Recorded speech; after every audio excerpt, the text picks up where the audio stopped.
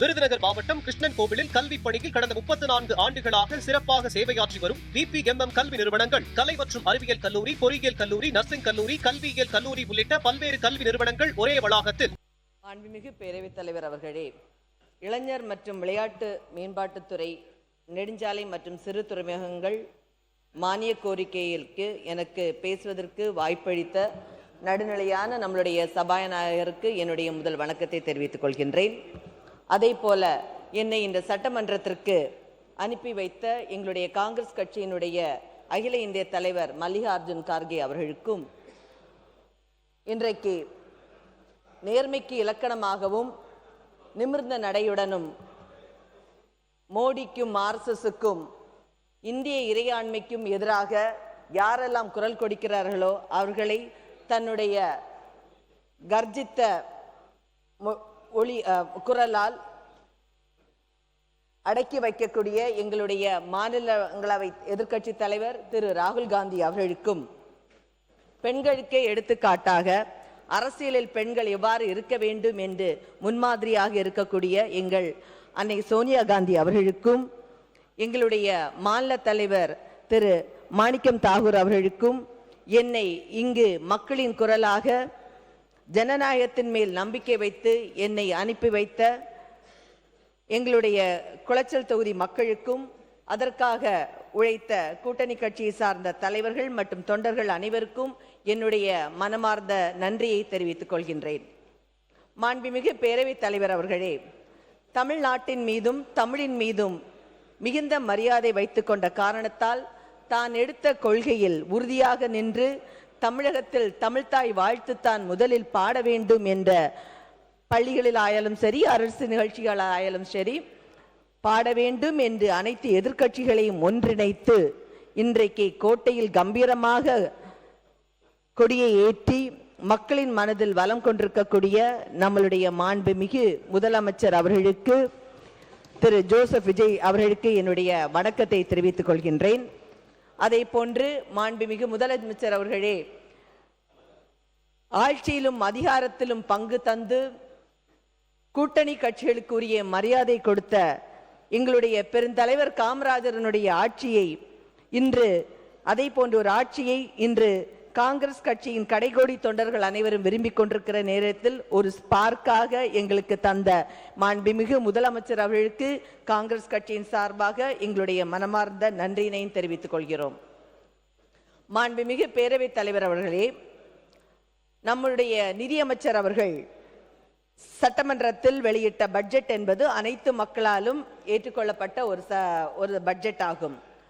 இது ஏழை எளியவருக்கான ஒரு பட்ஜெட். இந்த பட்ஜெட்டை புரட்டி பார்க்கும் பொழுது இந்த நிதி நெருக்கடியிலும் மக்களுக்கு வாக்கு கொடுத்தபடி விவசாய கடன் தள்ளுபடி ஆகட்டும், தாய்மாமன் தங்க மோதிரம் சீராகட்டும், சூப்பர் கிளாஸ் ரூம் திட்டமாகட்டும், 200 யூனிட் கரண்ட் தள்ளுபடி ஆகட்டும், வேலைவாய்ப்பு ஆகட்டும், மதுபான கடைகளினுடைய எண்ணிக்கையை குறைப்பது ஆகட்டும், சிங்கப்பெண் திட்டமாகட்டும், தொழில் முதலீட்டாகட்டும்,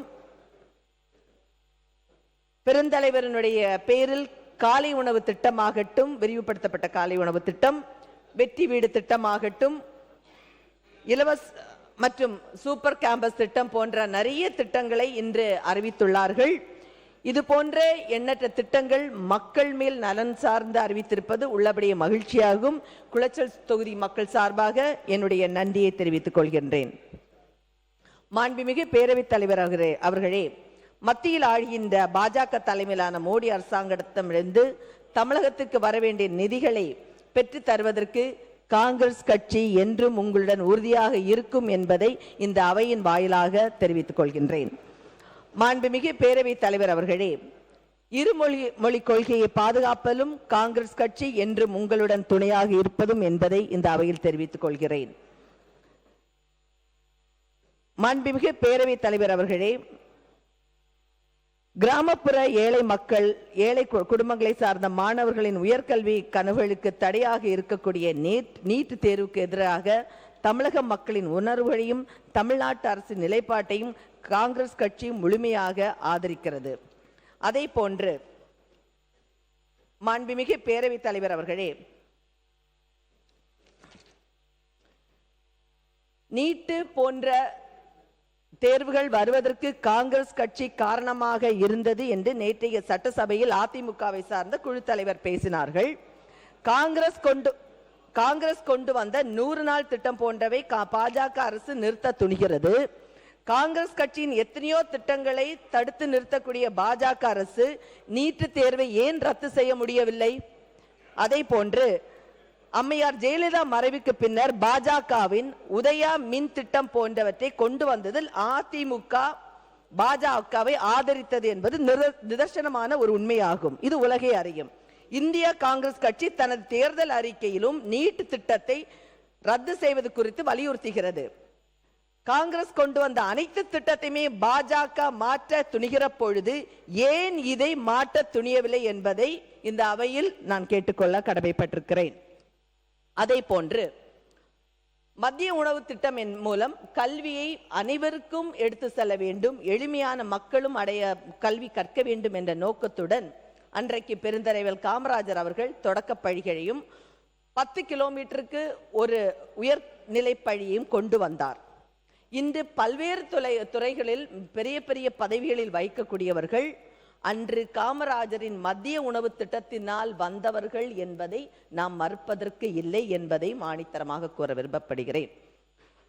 அதே போன்று தமிழகம் இன்று கண்டிருக்கக்கூடிய மிகப்பெரிய வளர்ச்சிக்கும் காரணமாக வித்திட்டவர் நம்மளுடைய பெருந்தலைவர் காமராஜர் என்பதையும் இந்த அவையில் குறிப்பிட விரும்புகிறேன். அதே போன்று ஒவ்வொரு 3 மைல் தொலைவிலும் நடுநிலை பள்ளியும் 5 மைல் தொலைவிற்கு ஒரு உயர்நிலை பள்ளியும் அவர் கட்டினார்.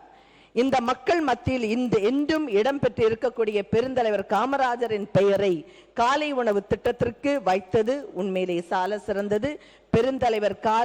தலைவர் காமராஜர் காலை உணவு திட்டத்திற்கு பெயர் சூட்டிய மாண்புமிகு முதலமைச்சர் அவர்களுக்கு இந்த நேரத்தில் காங்கிரஸ் கட்சியின் சார்பாக நன்றியினை தெரிவித்துக் கொள்கிறேன். அதே போன்று மாண்புமிகு பேரவைத் தலைவர் அவர்களே, மத்திய அரசாங்கத்தால் இன்றைக்கு மத்திய அரசாங்கம் நடத்தப்படக்கூடிய ஐஆர்இஎல் நிறுவனம் குளச்சல் தொகுதியில் மணவாளக்குறிச்சி ஊரில் உள்ளது. இங்கு கடற்கரை மணலில் இருந்து எடுக்கக்கூடிய சிர்கேனியம் போன்ற கனிம வளங்களை பிரித்தெடுக்கும் பொழுது மக்களுக்கு கேன்சர், அந்த ரெய்ஸ்னால கேன்சர் வருகிறது. ஒவ்வொரு வீட்டிலும் ஒரு கேன்சர் நோயாளி எங்களுடைய கன்னியாகுமரி மாவட்டத்தில் எஸ்பெஷலி குளச்சல் தொகுதியிலும் பழக்கத்தில் இருக்க கிளியூர் தொகுதியிலும் இருக்கிறார்கள். 10/6/2026 அன்று ஓராண்டுக்கு CRZ மற்றும் சுற்றுச்சூழல் அனுமதி மற்றும் நிலங்களை கைப்படுத்த உள்ள அனுமதியை பெறுவதற்கு ஒரு ஆண்டு அனுமதி நாம் கொடுத்துள்ளோம், நீடித்துள்ளது. எனவே இதை செய்தித்தாளின் மூலம் நாங்கள் அறிந்தவுடன் மாண்புமிகு முதலமைச்சர் கவனத்திற்கும் அமைச்சர் கவனத்துக்கும் நாங்கள் எடுத்து சென்றோம். உடனடியாக மாண்புமிகு முதலமைச்சர் அவர்கள் இதை உத்தரவாக வாய்மொழி உத்தரவும் அமைச்சர்களிடம் கொடுத்தார்கள். இமீடியட்டா அதை ஸ்டாப் பண்ணணும். மக்கள் என்ன கேட்கிறார்கள் என்றால் எங்களுக்கு அதை எழுத்தாணையாக உடனே கொடுக்க வேண்டும் என்று மக்களுடைய விருப்பமாக இருக்கிறது. அந்த விருப்பத்தை நான் இங்கே தெரியப்படுத்துகிறேன். அதே போல அதே மாதிரி இந்த ஐஆர்இஎல் நச்சு ஆலையால் ஒவ்வொரு வீட்டிலும், நான் நேரமே சொன்னது போல, ஒவ்வொரு வீட்டிலுமே கேன்சர் பேஷண்ட்ஸ் இருக்கிறாங்க. அதே கேன்சர் பேஷண்ட் இருக்க மட்டும் இல்லாம இந்த ஐஆர்இஎல் நிறுவனத்தால் கடற்கரையானது முழுவதுமாக அழிந்து போய்விட்டது. எங்களுடைய கன்னியாகுமரி மாவட்டத்தில் பாதிக்கு மேல் கடற்கரையானது கடல் அரிப்பால் உள்ளே சென்று விட்டது. மேலும் இங்கே இந்த ஐஆர்இஎல் திட்டம் இப்ப புதுசா என்ன கொடுத்திருக்கிறாங்கன்னா 1114 ஹெக்டேர் அளவுக்கு, அதாவது 2827 ஏக்கர் பரப்பளப்புக்கு 8 ரெவன்யூ வில்லேஜஸ்க்கு உள்ளால மண் எடுக்கலாம் அப்படின்ட்டு, அதாவது கொல்லங்கோடு AB, 7 தேசம் ABC, இணையம் புத்தந்துறை, மிடாலம் B, கீழ்மிடாலம் A போன்ற இடங்களில் உள்ள கடற்கரை மணலை பிரித்து எடுக்கலாம் அப்படிங்கிறத இன்னைக்கு ஐஆர்இஎல் கொடுத்திருக்கு. இதை உடனடியாக இந்த அரசு தடை செய்ய வேண்டும் என்று மக்களின் கருத்தாக நான் கேட்டுக்கொள்கிறேன். அதே போல 13/8/2026 அன்று பாராளுமன்றத்தில் நிறைவேற்றப்பட்ட மசோதாவில் தமிழ்நாட்டில் உரிமையான கனிம வள நிலங்களை கையகப்படுத்துவது, கனிம வளங்களுக்கு வரி வசூல் செய்வது போன்ற இரண்டையுமே ஒன்றிய அரசை நேரடியாக செய்யும் என்ற MMDR சட்ட திருத்தத்தை கொண்டு வந்துள்ளது. இதனால் மாநிலங்களின் வரி வருவாயை இழக்க வேண்டி வரும். நிலங்களுக்கான மாநில அரசின் உரிமைகளையும் இழக்க நேரிடும். எனவே கொடுத்த அனுமதியை ரத்து செய்ய இந்த மாமன்றம் வழியாக தமிழக அரசு கேட்க வேண்டும் என்று நான் கேட்டுக்கொள்கிறேன். அதே போன்று மாண்புமிகு பேரவைத் தலைவர் அவர்களே, குமரி மாவட்டத்தில் உள்ள குளச்சலில் ஒரு வரலாற்று சிறப்புமிக்க ஒரு துறைமுக நகரமாகும். பண்டைய காலத்தில் எந்த சங்ககால இலக்கியங்கள் எல்லாம் பார்க்கும் பொழுது தெளிவாக தெரியும். குளச்சலுடைய துறைமுகத்தை பற்றி விரிவாகவே அவர்கள் சொல்லியிருக்கிறார்கள். குளச்சல் துறைமுகம் குளச்சல் துறைமுகமானது ஏவிஎம் கால்வாய் வந்துட்டு அந்த துறைமுகம் வளர்ச்சியில் மிகுந்த பங்கை வகித்தது. ஒரு காலத்தில் தென் திருவிதாங்கூரின் வணிகம், போக்குவரத்து மற்றும் மக்களின் வாழ்வாதாரத்தின் உயர் நாடியாக இருந்தது இந்த ஏவிஎம் சேனல். இன்று பராமரிப்பின்றி பொலிவிழுந்து காணப்படுகிறது. இந்த கால்வாயை மீட்டெடுக்க வேண்டும் என்று ஒட்டுமொத்த குமரி மாவட்ட மக்களின் கோரிக்கையாகும். குளச்சல் பகுதியை ஒட்டி செல்லும் அனந்த விக்டோரியா மார்த்தாண்டவர்மா கால்வாய், அதாவது சுருக்கமாக ஏவிஎம் கால்வாய் என்று அழைக்கப்படுகிறது. திருவிதாங்கூர் சம்ஸ்தானத்தில் உருவாக்கப்பட்ட இந்த நீர்வழியானது தென் கேரளா மற்றும் இன்றைய கன்னியாகுமரி மாவட்ட கடலோர பகுதிகளை இணைத்த ஒரு முக்கிய உள்நாட்டு போக்குவரத்து பாதையாக, பண்பாடு பரிமாற்றத்தை இணைந்த உயர் நாடியாக இருந்தது. மன்னர் உத்தர திருநாள் மார்த்தாண்டவர்மாவின் பெயரும் அன்றைய இங்கிலாந்து ராணி விக்டோரியாவின் பெயரும் இணைந்தது தான் இந்த அனந்த விக்டோரியா மார்த்தாண்டவர்மா கால்வாயாக பெயர் சூட்டப்பட்டது. ஒரு காலத்தில் சாலைகள் குறுக்கலாக இருந்த நிலையில் தேங்காய், அரிசி, மசாலா பொருட்கள், பனை மற்றும் மரப்பொருட்கள் உள்ளிட்ட பல்வேறு பொருட்களை இந்த கால்வாய் வழியாக படகுகளில் குளச்சல் துறைமுகத்திற்கு கொண்டு செல்லப்பட்டனர். மீனவர்களின் வாழ்வாதார விவசாய நிலங்களின் நீர் ஆதாரமாக இந்த கால்வாய் இருந்தது. சாலை போக்குவரத்து வளர்ந்த பிறகு இந்த கால்வாயின் பயன்பாடு குறைய தொடங்கிவிட்டது. தொடர்ந்து தூர்வாரப்படாமையால் ஆக்கிரமிப்புகளும் நிறைய இருக்கிறது. கழிவு நீர் இங்கே கலக்கப்பட்டு பராமரிப்பு இன்மையின் காரணமாக அதன் பழைய பொலிவு இழந்து விட்டது. நம்மளை அனுப்புனதே இதை சொல்றதுக்காக தான் சார், இல்லைன்னா இப்ப ஊருக்கு போக முடியாது. அதே போன்று மேலும் 2004 டிசம்பரில் சுனாமிக்கு பிறகு, ஏன்னா இது முக்கியமான ஒரு இஷ்யூ, 2004 டிசம்பரில் ஏற்பட்ட சுனாமிக்கு பிறகு இந்த கால்வாய் மிகவும் நச்சுத்தன்மை கொண்ட ஒரு கொடூரமான ஒரு கால்வாயாக மாறிவிட்டது. பல உயிர்களையும் இந்த கால்வாய் வாங்கியுள்ளது. எனவே இந்த கால்வாயை மீட்டெடுத்து சுற்றுச்சூழல் பாதுகாப்பு, மழைநீர் வடிகால் மேம்பாடு, பாரம்பரிய சின்னம் பாதுகாப்பு போன்ற உள்ளூர் சுற்றுலா வளர்ச்சி போன்ற பல நன்மைகளை இதனால் கிடைக்கும். ஆக்கிரமிப்புகளை அகற்ற மிகப்பெரிய ஒரு சவாலாகும் என்பது மறக்கப்படுவதற்கில்லை. ஆனால் இதை குளச்சல் முதல் மண்டைக்காடு வரை இருக்கும் ஏவிஎம் கால்வாய் வரையாவது இதை தூர்வாரி செய்ய வேண்டும். 2 பக்கங்களிலும் பனைமரங்களை நட்டு நிலத்தடி நீரை பாதுகாக்க வேண்டும் என்று இந்த வாயிலாக கேட்டுக்கொள்கிறேன். அதே போன்று மாண்புமிகு பேரவைத் தலைவர் அவர்களே, இன்றைக்கு ஒரு சொன்னதை போல் ஜாதிவாரி கணக்கெடுப்பு எடுத்தது உண்மையிலேயே மிகவும் மகிழ்ச்சி.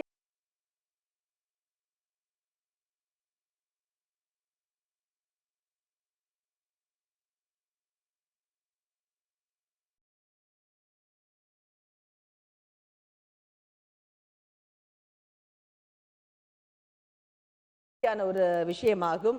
எங்களுடைய தலைவர் ராகுல் காந்தி சொன்னது முக்கியமான பிரச்சனையாக உள்ளது.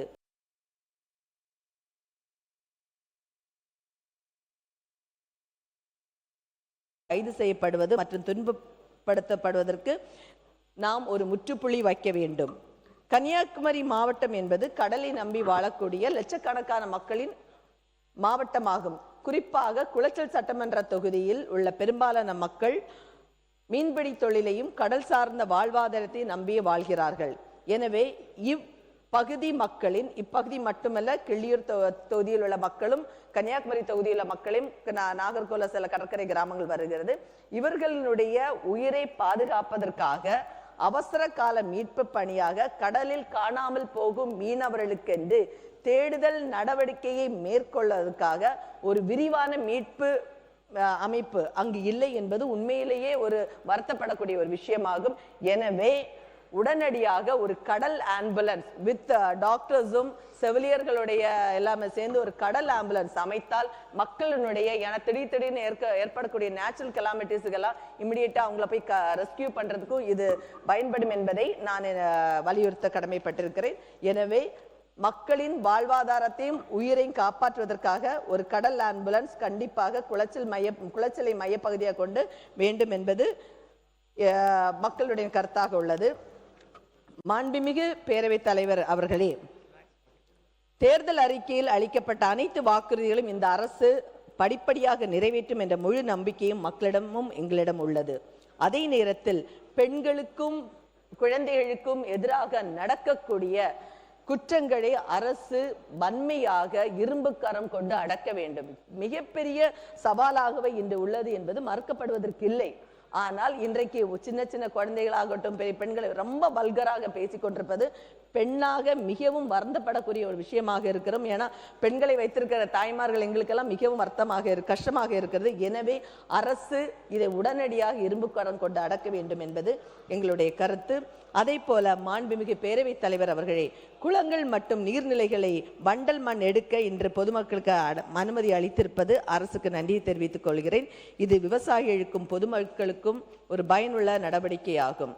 மாண்புமிகு பேரவைத் தலைவர் அவர்களே, இன்றைக்கு ஏன்னா இது நேஷனல் ஹைவேஸோட இருந்தாலும் நான் இதை சொல்ல வேண்டும் நினைக்கிறேன்.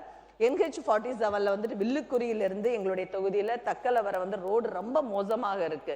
எனவே தேசிய நெடுஞ்சாலை துறையில் நாம் கண்டிப்பாக பேசி அதற்கான ஃபண்டை வாங்கி தந்து எங்களுடைய ரோடை சரி செய்ய வேண்டும் என்பது இதன் வாயிலாக நான் கேட்டுக்கொள்கிறேன். கொஞ்சம் தான் ஆச்சு சார். அதே போல மாண்புமிகு பேரவைத் தலைவர் அவர்களே, குமரி மாவட்டம் என்பது இயற்கை வளங்களை நிறைந்த ஒரு மாவட்டமாகும். நீர்நிலைகளை செழித்து விளங்கும் இந்த தமிழ்நாட்டின் மிக அழகான மாவட்டங்களில் ஒன்றாகும் எங்களுடைய குமரி மாவட்டம். ஏராளமான குளங்களாகட்டும், மலைகளாகட்டும், கடல்களாகட்டும், கால்வாயாகட்டும் போன்ற அனைத்துமே நிறைந்த ஒரு மாவட்டம்.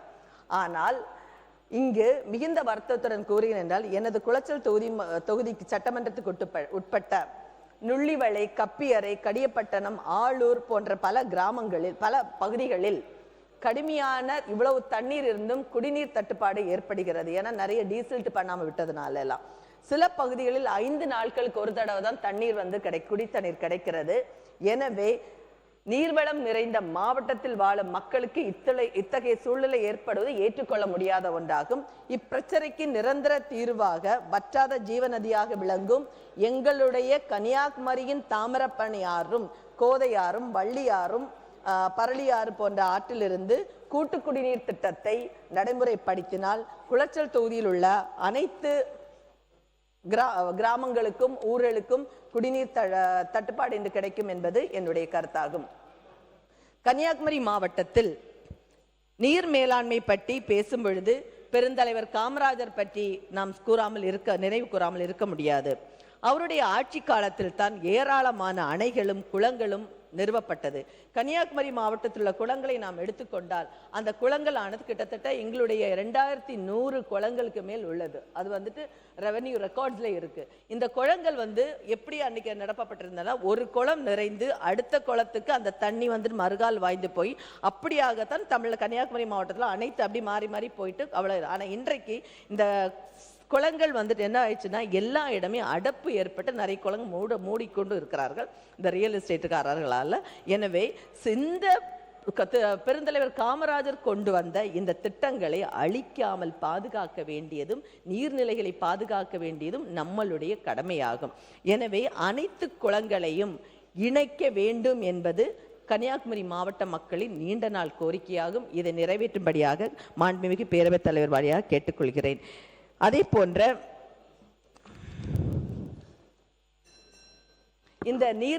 இந்த குளங்களை மீட்கப்பட்டால் நிலத்தடி நீர் வளமானது பாதுகாப்பதுடன் எதிர்கால தலைமுறைகளுக்கு நீர் பாதுகாப்பு உறுதி செய்யப்படும். இல்லை என்றால் நாளை நம்ம என்ன சொல்லுவோம்னா, வரலாற்றில் படிக்க குளங்கள் இருந்தது, ஆறுகள் இருந்தது என்றுதான் வாசிப்போமே ஒழிய குளங்களை மாறுகளை மக்களுக்கு அடுத்த தலைமுறைக்கு காணாமல் போய்விடும் என்பது என்னுடைய கருத்தாகும். எனவே இதை பாதுகாக்க வேண்டும். குமரி மாவட்டத்தில் உள்ள அனைத்து குளங்களையும் தூர்வாரி அனைத்து அதை சிறப்பு நிதியை அரசு ஒதுக்க வேண்டும். அதே சமயம் உள்ளாட்சி அமைப்புகளுக்கு அதிகாரம் வழங்கி இந்த நீர்நிலைகளை பாதுகாக்க நிரந்தர திட்டத்தை அரசு செயல்படுத்த வேண்டும் என்று தமிழக அரசை நான் கேட்டுக்கொள்கிறேன். மேலும் பேச்சிப்பாறை அணையிலிருந்து வரக்கூடிய தண்ணீரை திறந்து விடப்பட்டாலும் கடைக்கோடி விவசாயிகளுக்கு பாசன நீர் முழுமையாக சென்றடைவதில்லை. இதற்கு முக்கிய காரணம் கால்வாய்கள் முழுமையாக தூர்வாரப்படாமல் இருப்பதும். பல இடங்களில் கால்வாய்கள் கரைகள் சேதமடைந்துள்ளன. எனவே கால்வாய்களை உடனடியாக தூர்வாரி சீரமைப்பதுடன் உடைந்த கரைகளை பழுது பார்க்க வேண்டும் என்றும் அணையில் இருந்து திறந்துவிடக்கூடிய நீர்ப்பாசனமானது அனைத்து விவசாய நிலங்களுக்கும் சென்று அடைய வேண்டும் என்று இந்த அரசு உரிய நடவடிக்கை எடுக்க வேண்டும் என்று மாண்புமிகு பேரவைத் தலைவர் வாயிலாக கேட்டுக்கொள்கிறேன். மேலும் மாண்புமிகு பேரவைத் தலைவர் அவர்களே, முல்லை பெரியார் விவகாரத்தில் தமிழகத்தின் உரிமைகளை அரசு தொடர்ந்து உறுதியாக பாதுகாத்து வருகிறது. மேலும் கன்னியாகுமரி மாவட்டத்தின் விவசாயிகளின் நீண்ட நாள் கோரிக்கையான எங்களுடைய நெய்யார் இடதுகரை கால்வாயில் தண்ணீரை திறந்துவிடும் பிரச்சனையிலும் கேரள அரசுடன் பேச்சுவார்த்தை நடத்தி நிரந்தர தீர்வு காண வேண்டும் என்று கேட்டுக்கொள்கிறேன். மாண்புமிகு பேரவைத் தலைவர் அவர்களை கிள்ளியூர் தொகுதியில் மிகவும் மோசமான, அதாவது